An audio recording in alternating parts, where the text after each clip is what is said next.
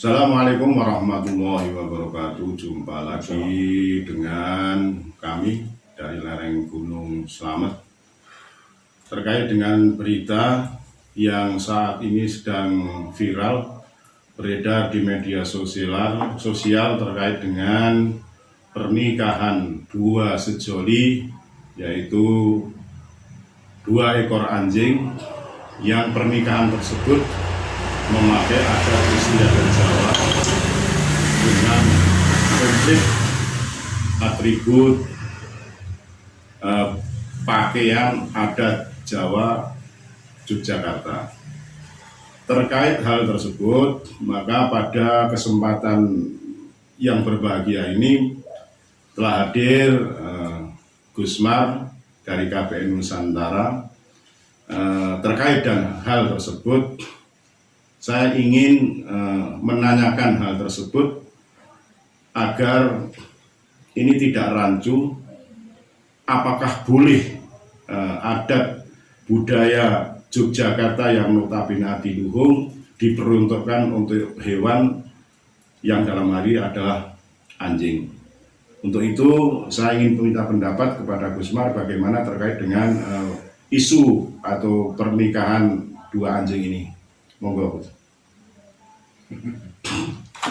Terima kasih Kang Huri dari Jagat itu, juga yang lain teman-teman youtuber dari Banyumas, dari Pejuang Dunia Akhirat, terus apa lagi? Jagat Mataram Official. Jadi yang pertama, ini persoalan boleh dan tidak bolehnya tentu adalah hukum ya. Nah itu pakar hukum yang nanti membahas lebih detail. Tetapi kalau dari sisi etika, menurut saya tidak etis. Bahkan cenderung melecehkan adat budaya Jawa. Itu kalau saya lihat di beritanya kan pernikahan anjing, 2 anjing sama namanya nggak penting lah ya. Yang dilakukan oleh orang yang katanya staf sus presiden katanya. Itu kan menggunakan adat Jawa. Ini nggak tahu ini sekelas staf sus presiden mengadakan acara beginian apa nggak konsultasi dulu, nggak tanya-tanya dulu. Asal kepingin kepingin viral, kepingin dikatakan beda, tapi semaunya sendiri. Inilah pentingnya wawasan, pentingnya ilmu pengetahuan, sehingga kemudian seseorang bisa melihat, menilai ini boleh apa tidak, baik apa tidak, benar apa tidak. Ini penting.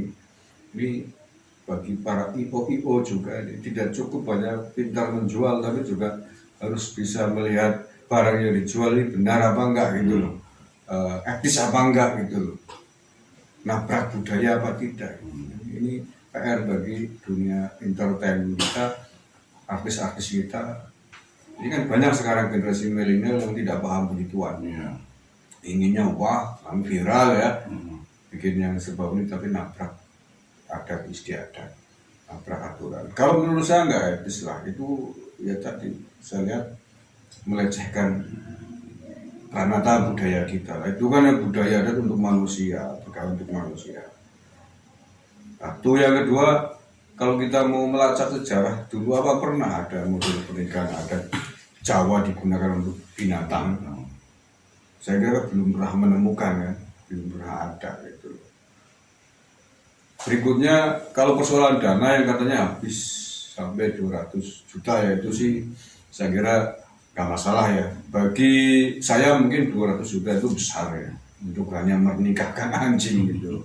Tapi bagi orang yang punya duit mungkin ya 200 juta ya persoalan kecil. Bagi yang duitnya mungkin triliunan gitu, merasa kayak kita mengeluarkan uang 100-200 ribu mungkin. Tapi bukan itu persoalan, tapi lebih kepada nilainya, bukan nominal uang tapi nilainya yang menurut saya melangkahi adat leluhur kita. Ada Jawa, pernikahan untuk tradisi untuk digunakan pernikahan manusia Ya, tradisi kita, adat istiadat, budaya yang diwariskan oleh leluhur kita pada setiap etape pernikahan itu kan mengandung nilai filosofis yang luar biasa, dari bagaimana kemudian diajarkan ada prosesi menginjak telur misalkan, siraman, itu kan semua kan makna filosofis semua, dimana agar sebelum pernikahan dimandikan bunga, maksudnya biar niat mereka tulus semua, suci gitu, mengarungi hidup rumah tangga. Masa itu diterapkan kepada binatang anjing. Ini bukan persoalan kita tidak mencintai anjing, binatang, bukan itu lain persoalannya. Itu mencintai ada caranya yang benar, ada yang tidak benar. Itu kayak saya kira. Berarti kalau boleh saya bilang itu lebih kepada etika. Ya, adab, sopan santun. Karena bagaimana juga ada di situ ada cucuk lampahnya manusia yang di belakangnya kok anjing, berarti kan manusia itu disuruh oleh anjing kan begitu untuk istilahnya dalam bahagian tersebut. Nah, alangkah baiknya setelah ini viral, terus bagaimana sikap orang yang menikahkan anjing itu, karena ini juga paling tidak kan menjadi sebuah dilema yang sangat luar biasa terkait dengan nabraknya oknum tersebut dalam tradisi budaya Nusantara ini. Ya harus minta maaf. Tapi saya dengar katanya sudah minta maaf. Sudah minta maaf. Ya bagus. Ya harus begitulah. Harus cepat minta maaf. Dan dia ngomong tidak bermaksud melecehkan. Ya betul. Tidak bermaksud melecehkan karena tidak tahu. Ini saya tadi singgung. Perlunya alasan, perlunya ilmu pengetahuan tentang adat dan istiadat. Mungkin maksudnya justru ingin menunjukkan cintanya kepada budaya. Pada budaya mungkin, tapi karena ketidaktahuannya, cara mencintainya yang salah, keliru. Yang keliru karena tidak tahu. Jadi ya barangkali benar yang ngomong bahwa tidak pernah bermaksud melecehkan adat tradisi pernikahan cara Jawa ini. Saya sepakat karena tidak tahu. Jadi bukan sengaja dia tidak tahu tapi tidak mau tanya. Ini persoalannya. Mestinya sebelum itu dilangsungkan, ya kalau orang terdidik ya sekelas stafsus harusnya punya akal, punya pikiran, ini kira-kira menimbulkan pro kontra atau tidak ya. Ini kira-kira melanggar etika. Mestinya saya tanya dulu. Yang orang stafsus presiden kan banyak orang pintar itu. Tanya konsultasi ini semua dengan begini. Ini kira-kira gimana? Ini pasti orang keminter nggak mau tanya. Hanya gara-gara punya duit banyak itu seolah semuanya bisa dibeli dengan. Dugaan saya begitu. Menurut saya begitu. Ya, jadi yang jadi masalah juga kan di situ ada cucuk lampah, ada putri domasnya, Manggolo Yudonya, ya ada istilahnya Pranoto Adicaranya, kok mau saja gitu loh kan, mungkin apa demi uang gitu kan, demi uang dan tidak mau berpikir sehat, tidak mau tahu orang tradisi pelaku budaya tapi ketajaman winasisnya akan budaya Jawa tidak dipakai. Itu namanya menggunakan budaya hanya untuk kepentingan materi. Tidak betul-betul mendalami, menjiwai makna filosofi dari budaya-budaya Jawa yang ada itu. Ya ini kan satu bagian dari banyak sekali adat budaya tradisi Jawa. Ini contohnya dalam hal pernikahan. Itu semua ada filosofinya. Ini pelaku-pelaku budaya menurut saya kurang paham, tidak pandai memaknai filosofi. Mestinya sebelum itu digelar, ini para orang-orang yang terlibat di situ, Pranoto dan lain sebagainya, juga mestinya bisa berpikir kalau dia memang motivasinya tidak ada duit ya, mestinya berpikir ini boleh apa enggak ya. Tanya kan ke bunga-bunga ya jelas itu. Nah, mestinya. Nah, tapi nyatanya sudah terjadi, berarti memang kurang bertanya, tidak bertanya, yang penting bayarnya gede, mungkin begitu. Mungkin gitu ya. Ya nyatanya berlangsung. Nah, iya. Kurang waspada. Nah, makanya ini bagi pelaku budaya jangan hanya uang lah motivasinya, tapi juga nilai-nilai dasar dari budaya yang akan dilakukan itu dipelajari. Jadi budaya itu hanya sekedar jangan menjadi alat untuk menguruk duit. Iya. budaya itu adalah nilai-nilai tradisi yang kita laksanakan sesuai dengan maksud dan tujuannya gitu. Ya contoh ada wayang kulit ya. Wayang kulit dalam yang sesungguhnya memaknai maksud dari wayang kulit. Wayang kulit kan media, Iya. bukan tujuan, tapi media atau alat bagaimana dulu Sunan Kalijaga menciptakan budaya itu untuk media dakwah, menebarkan nilai-nilai kemanusiaan dengan alat media wayang kulit. Jadi bukan tujuan.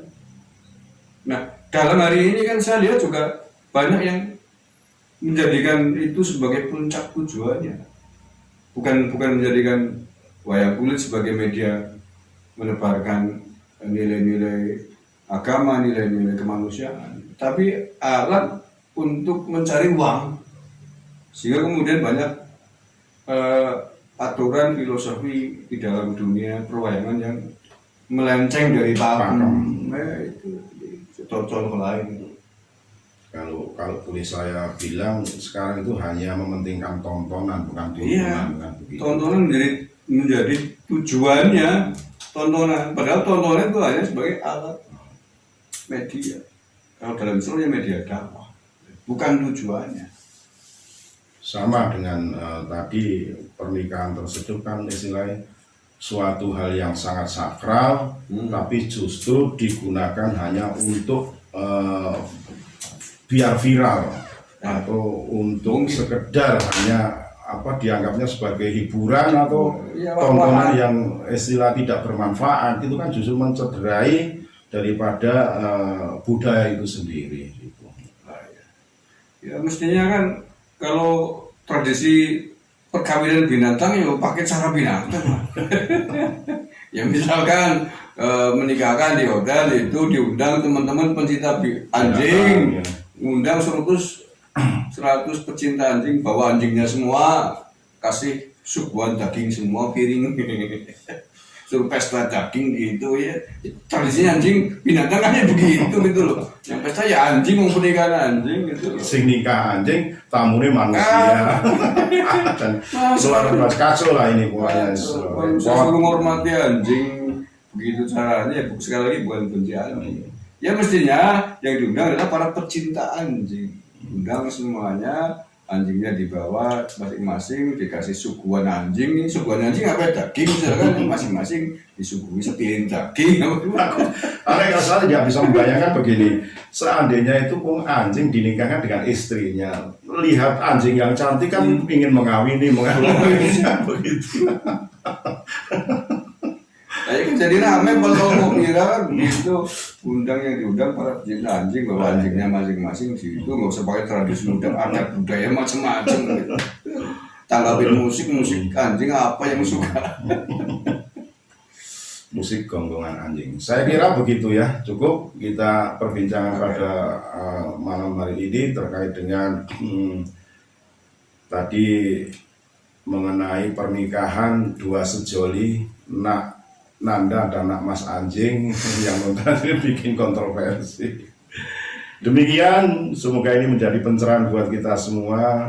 Teruntuk bagi pelaku-pelaku budaya, monggo ini dicerna perbincangan pada malam hari ini untuk menjadi acuan atau pedoman kita dalam melestarikan budaya yang adiluhung, biar anak cucu itu tidak kepaten obor. Segala hilang mohon maaf, NKRI Agama Nusantara milik kita. Salam budaya lestari. Assalamualaikum warahmatullahi wabarakatuh. Waalaikumsalam.